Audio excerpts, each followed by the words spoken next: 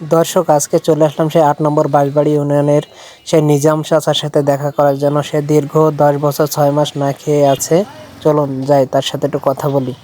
আসসালামু আলাইকুম। ওয়ালাইকুম সালাম। কেমন আছেন আপনি? আল্লাহ ভালোই রেখেছে। তাই আপনার কাছ থেকে জানতে আসলাম, ১০ বছর ৭ মাস ধরে আপনি না খেয়ে আছেন না, মানে এটার কারণ যদি আমাদের একটু বলতেন। আমি ওই জিয়ার ওই যে ভ্রমণ এসে ১৪ বছর সেই মানে মানে খানা মতন একটা হয়েছিল আর কি। খানার রামতে ছিলাম। এখন ওই আমলিগের লোকজন এসে সেসব নষ্ট নামত করে দিয়েছে। সেই জায়গায় মানে ওরা নাতি মেরে খাবারটা ফেলাই দিছে আর কি। সেই থেকে আপনি আর খাওয়া দাওয়া করেন না? ছাগল জবাই করিলাম ৬-৭ হাঁড়ি ভাত।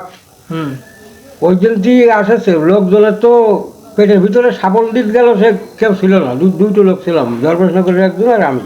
আপনি আমি বললাম যে এই ভাতের কাজটা আমি সরবো না, আমার নাড়ি ভুড়ি সব বেরিয়ে যাক, মানে ভাতের কাজটা আমি যাবো না। সাপল দিয়ে আপনাদের মাতি যাচ্ছে, আপনারা বলছেন যে আমরা ভাতের মানে ওখানে আর কোনো লোক বলতে ছিল না। ২-৩ গ্রামের লোক ধরো এক জায়গায় ৬-৭ হাঁড়ি ভাত তো কম না। ৬-৭ হাঁড়ি ভাত কি কম?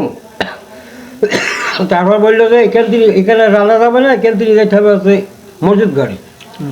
সেই আঁকা লিপি দেওয়ার পরে আবার ভ্যানে করে আবার মসজিদ ঘরে নিয়েছি, তাও রেহাই পাইনি আমরা। এবার বলছে তো হাঁড়ি ভেঙে ফেলবো, এবার হাঁড়ি মাছ সব ভেঙে ফেলবো। সেই থেকে আপনি না খেয়ে আছেন। এখন দর্শকরা জিজ্ঞেস করবে যে হচ্ছে সে তাহলে কি খেয়ে থাকছে। আমি রুটি খাই। রুটি খান না? ৩ বেলায় রুটি খান? ৩ বেলায় রুটি খাই। গমের রুটি হলে 4টি খাই, আর এখন কলার রুটি ধরো 3-4 মাস খাবো 3টি করি, মানে একটা করি, মানে একটা করি 3 বেলা 3টি।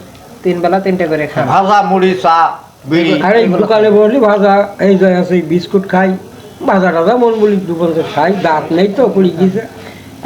আমার একটাই দাবি থাকবে আমাদের বিএনপির মহাসচিবের কাছে, সেটা হচ্ছে যে এই যে চাচা আজকে দীর্ঘ ১০ বছর ৬ মাস ধরে না খেয়ে আছে, এই চাচা ৮ নম্বর বাঁশবাড়ি ইউনিয়নের একজন গণ্যমান্য ব্যক্তি, তার পাশে একটু দাঁড়াতে এটা আমরা চাইবো সবাই। যদি আমাদের এই ভিডিওটা দেখে থাকেন তাহলে যদি পারেন সময় করে একটু কাকার সাথে যদি দেখা করতে আসেন, এটা আমরা অনেক খুশি হব, কারণ সে দীর্ঘ ১০ বছর ৬ মাস না খেয়ে আছে।